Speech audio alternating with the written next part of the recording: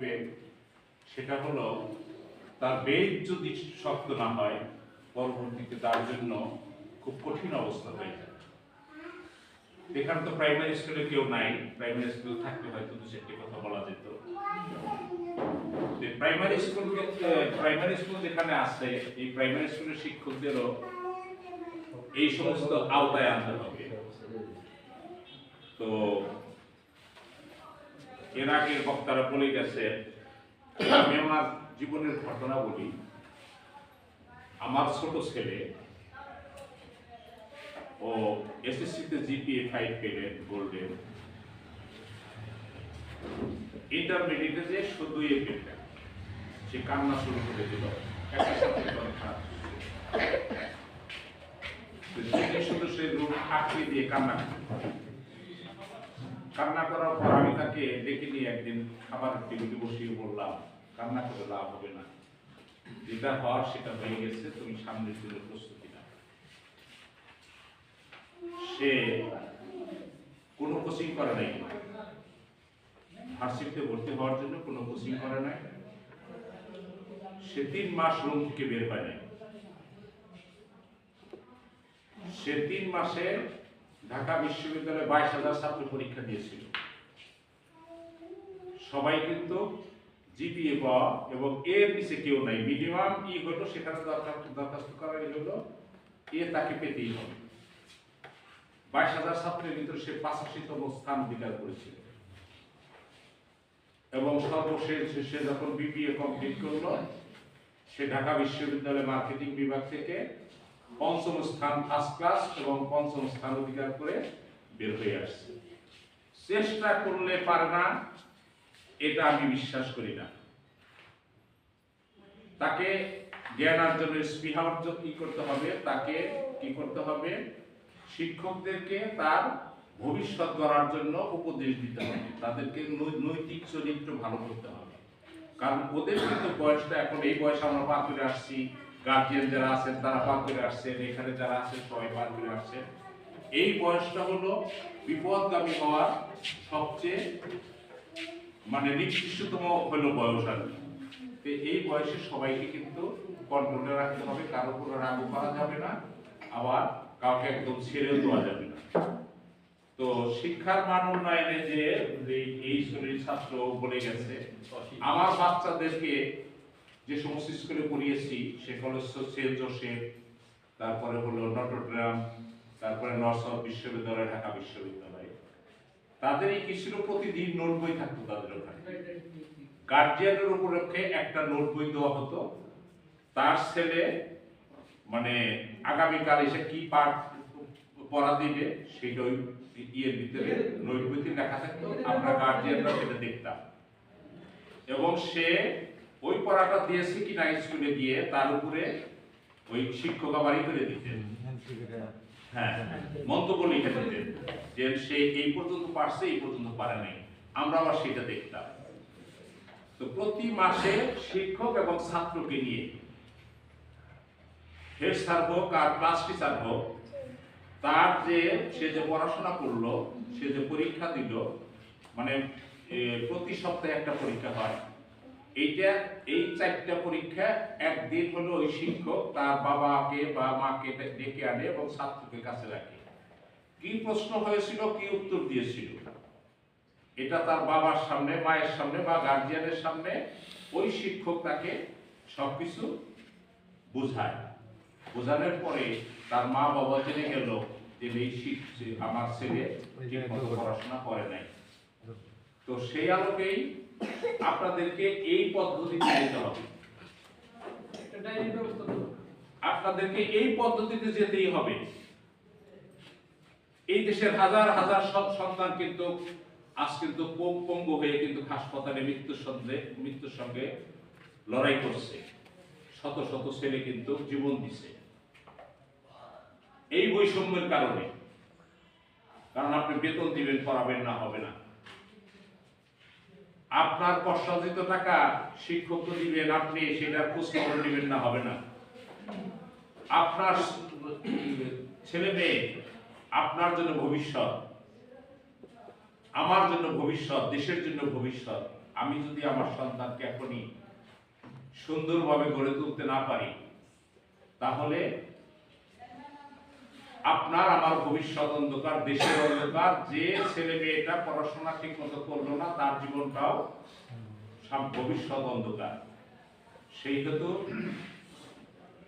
আপনাদেরকে তিনজনকে একে অপরের পরিপূরক হতে হবে এবং আপনাদেরকে ইচ্ছাকৃত ভাবে এসে মাঝে মাঝে খোঁজ খবর নিতে হবে যে আমার ছেলেকে যে স্কুলে পাঠাই, আমার মেয়েকে যে স্কুলে পাঠাই, ওরা ঠিক মতো স্কুলে পড়াশোনা করে কিনা, এটা শিক্ষকের কাছে আপনাকে আদায় করে নিতে হবে। তা না হলে কিন্তু কোনো কিছুই হবে না। আপনি 10 বছর পরে এসে বলবেন যে শিক্ষক আমার ছাত্রের পড়ায় নাই, এটা কিন্তু চলবে না। আমরা কিন্তু সবগুলো স্কুলে এই ধরনের সেমিনার করি। দিন বদলের পালা যেহেতু আমাদের তরুণ সমাজ শুরু করে দিয়েছে, আমরা এটাকে বলবৎ করার জন্য প্রাণপণ চেষ্টা করি। আমাদের ব্যবসা থাক, চাকরি থাক, আমরা এগুলো, আমাদের ক্ষতি হলে ভবিষ্যৎ প্রজন্মকে সঠিক পথে আনার জন্য এবং তারা যাতে জ্ঞান অর্জন করে নিজের মেধাকে বিকশিত করে এই দেশের জন্য, এই সমাজের জন্য এবং তার পরিবারের জন্য কোনো কিছু করতে পারে, সেই পথটাই অবলম্বন করতে হবে। তো তারপর ধরেন এই যে আপনারা এই পরীক্ষাটা নেবেন, এই সাপ্তাহিক পরীক্ষা নেবেন, মাসিক পরীক্ষা নেবেন, ত্রৈমাসিক পরীক্ষা নেবেন, ষান্মাসিক পরীক্ষা নেবেন এবং অ্যানুয়াল পরীক্ষা নেবেন। পুরা পরীক্ষার মার্ক যোগ হবে। শুধু আপনি 3 মাস পরে যে পরীক্ষা নিয়ে মার্ক যোগ করবেন সেটা হবে না। পুরা মার্ক যোগ করে তারপর তার রেজাল্ট হবে। এইটা হলো পরীক্ষার পড়ার সিস্টেম, পরীক্ষার সিস্টেম এবং পড়াশোনা টিচিং দেওয়ার সিস্টেম এবং যারা শিক্ষা গ্রহণ করবে তাদের এটা করতে হবে। এইটা যদি আপনারা না করেন তাহলে কখনোই শিক্ষার মান উন্নয়ন হবে না। আমার দেশের প্রতিটি মানুষ কৃষক, 80% কৃষক, তার কষ্টার্জিত পয়সা দিয়ে কিন্তু আপনার আমার যারা চাকরি করে তাদের বেতন হয়।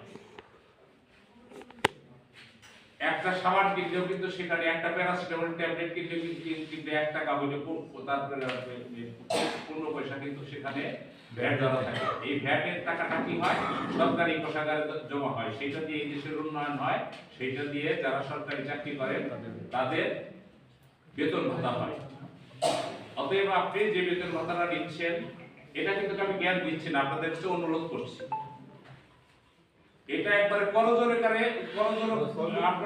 আপনাদের কাছে আমার অনুরোধ। আপনারা শিক্ষক, আপনারা জাতীয় মেরুদণ্ড, আপনারা এখান থেকে যা শিখিয়ে দিবেন ও পরবর্তী জীবনে সেটাই ওর জন্যই হবে। আমি কোনো শিক্ষককে অপমান করে ধমক দিয়ে কোনো কিছুই করবো না। আমি অনুরোধ করব, আপনারা এই অনুরোধটা রাখবেন। আপনারও যেমন সংসার আছে, এখান থেকে উপার্জিত অর্থ দিয়ে কিন্তু আপনার সংসার চলে। আর এই যে যারা নাকি পিছিয়ে পড়ছে একটু, তাদেরকে যদি আপনারা এই 3 মাস সঠিক গাইডলাইন দেন এবং অভিভাবকরা যদি সঠিকভাবে করে, আমি আল্লাহকে হাজির নাজির জেনে বলতে পারি প্রত্যেকটা ছেলে আপনার পাস করবে। একজন ছেলেরও পাস ফেল করার কোনো সুযোগ নেই। তো সবাইকেই এইভাবে অনুরোধ করব, উপস্থিত না থাকলে তারপরের দিন তার গার্জিয়ানকে নোটিশ করবে। আপনার সন্তানকে যদি গার্জিয়ান সহ ডাকবেন, গার্জিয়ান যদি না আসে তার জরিমানা হবে, জরিমানা সিস্টেম করবে। আপনি যে 3 মাস পর যে ইটা করবেন, এই গার্জিয়ান এবং শিক্ষক, ছাত্র এবং গার্জিয়ানদের যে মিটিংটা করবেন, সেখানে শতভাগ উপস্থিত থাকতে হবে। অসুখ বিসুখ বা কারো কোথাও যাওয়া সেটা আলাদা কথা, উপস্থিত থাকতে হবে। তার উপস্থিত না থাকলে 3 জন, তাহলে তাদের উপরে জরিমানা ধার্য করবে। সেটা যে পরিমাণে হোক না কেন, কারো উপরে চাপিয়ে দিবেন না। এটা একটা সহনীয় পর্যায়ে রাখবেন। তো তারপরে হলো উপস্থিতির ব্যাপারটা গেল। তারপরে ছাত্র ছাত্রীদের শুধু বই পড়াবেন না, নীতি নৈতিকতা শিখাবেন। আদব কায়দা শিখাবে। যে জাতির আদব নাই সে জাতি কিন্তু কখনোই উন্নতি লাভ করতে পারে না। তো বিশেষ ক্লাস চালু করো। আপনার কোনো সন্তান যদি, আপনার কোনো ছাত্র যদি কোনো বিষয়ে দুর্বল থাকে, আপনারা এই 3টা মাস একটু কষ্ট করেন। আপনাদের কাছে আমি করজোড়ে নিবেদন করছি, এই 3টা মাস কষ্ট করেন। গার্জিয়ানদের বলছি আপনার সন্তানকে 18 ঘন্টা বাড়িতে রাখবেন, তার মোবাইলটা কেড়ে নিয়ে যাবেন এবং এসএসসি পরীক্ষার আগে কাউকে স্মার্টফোন দিবেন না। স্মার্টফোনের ভিতরে কি আছে এটা আমরা জানি, আমরা দেখি, আমরা ফোন সবসময় চালাই। আমি কিন্তু স্মার্টফোন নিয়েছি 4 বছর আগে। আমার ছেলেদেরকে কিন্তু ভার্সিটি পাস করার পর কিন্তু আমি স্মার্টফোন দিয়েছি, তার আগে কিন্তু দেইনি। মানে বিপদে পরিচালিত হওয়ার জন্য যতগুলো জিনিস থাকা দরকার তাই স্মার্টফোনে আছে। আপনারা এমনি ফোন দিবেন, ফোন ব্যবহার করবে, কারণ এখন যেহেতু বিজ্ঞানের যুগ চলে আসছে, ফোন ব্যবহার করবে, একে অপরের সাথে যোগাযোগ করবে। আপনার সন্তানকে আপনি কিন্তু সন্ধ্যার পরে বাইরে বের হতে দিবেন না, রাত 11টার আগে ঘুমাতে দিবেন না। ভোরবেলা আপনার সন্তানকে ডেকে তুলবেন, ডেকে তুলে পড়াশোনা করতে বসাবেন। তারপরে হলো তাকে 8টা থেকে 9টার ভিতরে নাস্তা দিবেন। 11টা পর্যন্ত পড়াশোনা করবে, তারপরে সে গোসল করে খেয়ে দিয়ে একটু ঘুমাবে। আর ক্লাস যদি থাকে স্কুলে চলে আসবে, সেটা হলো ভিন্ন কথা। এখন তার ক্লাস নাই। এগুলো যদি করেন আপনার সন্তানের ভবিষ্যৎ ভালো হবে। আপনি মা এবং বাবা হিসাবে এটা আপনার জন্য ফরজ। সেই কাজটা যদি আপনি না করেন তাহলে সে আপনার কষ্টার্জিত পয়সা নষ্ট করলো, তার ভবিষ্যৎ যে জীবন সেটা নষ্ট করলো, তার যে পরবর্তী প্রজন্ম হবে সেটাও সে নষ্ট করলো। তো সর্বশেষে এই সময়টা কিন্তু ছাত্রছাত্রী যারা আছে তারা ইফটিজিং এর একটা সুন্দর একটা বের করছে। শীষ বাঁধায়, চোখ মারে, আঙ্গুল দিয়ে ইশারা করে। এই জীবনটা কিন্তু আমরা পার করছি, কিন্তু আমাদের জীবন এত ওইভাবে ছিল না। আমরা তো শিক্ষককে দেখলে দেখতাম যে যদি দেখা যেত রাস্তা হাঁটতেছে, আমরা এখনো কিন্তু শিক্ষক দেখলে দিয়ে যারা বাচ্চা আছে রাস্তা হাঁটি না, রাস্তার পাশ দিয়ে যাওয়ার জন্য চেষ্টা করি। তো শিক্ষক হইল গুরুজন, ছাত্র ছাত্রীদেরকে মানুষ করবে, তার কাছ থেকে বিদ্যা অর্জন করে তার পরবর্তী জীবনটা গঠিত হবে। শিক্ষকের সাথে কেউ কখনো বেয়াদবি করবে না, শিক্ষকের সাথে কখনোই বেয়াদবি করা যাবে না। শিক্ষক যদি বদদুয়া করে সেই ছাত্রের ভবিষ্যৎ অন্ধকার হবে। সবাই আপনারা আর স্কুলের বাউন্ডারিতে একটু গেট আটকে দিবেন। ঠিক আপনার স্কুল যতক্ষণ মানে ঢোকার নিয়ম, ক্লাস আরম্ভ হওয়ার 10 মিনিট আগ পর্যন্ত খোলা রাখবেন, তারপর বন্ধ করে দিবেন। বন্ধ করে দেওয়ার পরে টিফিন পিরিয়ড যদি হয় 15 মিনিটের জন্য টিফিন পিরিয়ড দিবেন। সে চা না খাক, নাস্তা খাক, পানি খাক, যাই খাক, 15 মিনিটে সে খেয়ে শেষ করবে। কারণ 1 ঘন্টা সময় দিবেন আপনি, ও কিন্তু যে সেটা বিভিন্ন জায়গায় আড্ডা মারা আরম্ভ করে দিবে।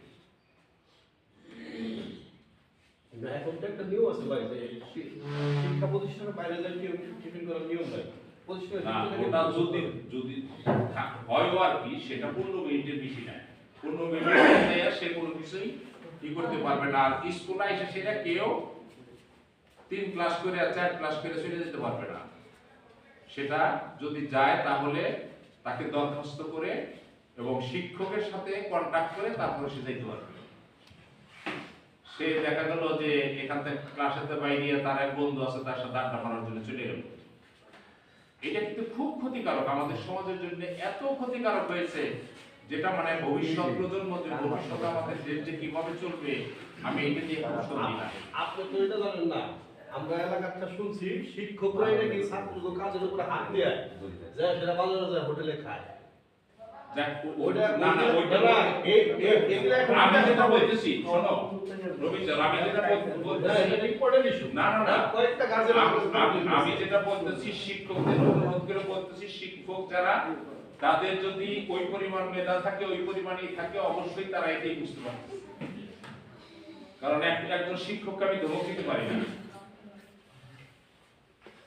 তো আপনাদের কাছে করজোড়ে অনুরোধ থাকবে, এই যে আমরা কিন্তু প্রতি 3 মাস পরে হোক, 1 মাস পরে হোক, 2 মাস পরে হোক, আমরা কিন্তু আসবো সবগুলা, বিশেষ করে পলি ইউনিয়নের সবগুলো স্কুলে আসবো।